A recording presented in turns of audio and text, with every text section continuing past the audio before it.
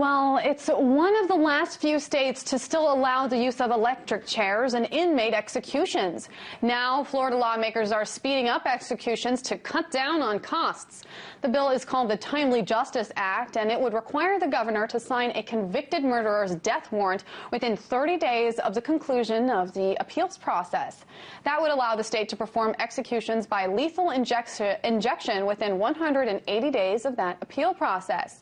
It also limits options for defense attorneys to contend that death sentence. There are currently 404 people on death row in the state of Florida, according to the official death row roster released by the state's Department of Corrections.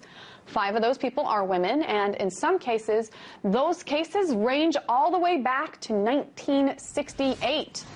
If that measure is signed by Governor Rick Scott, approximately 100 inmates who are on death row would immediately be scheduled for execution. That fact has human justice advocates reeling, and here's why. Since 1973, 24 people have been exonerated from death row when the defense was able to prove their innocence. Critics say this bill would lead to more executions of innocent people without a proper appeals process. From trial to execution, the process of issuing a convicted murderer the death sentence costs millions of dollars per person.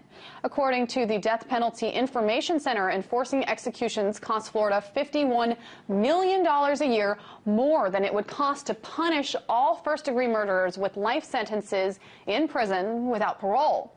Based on the 44 executions Florida carried out since 1976, that amounts to a cost of about $24 million for each execution the state of Florida has conducted.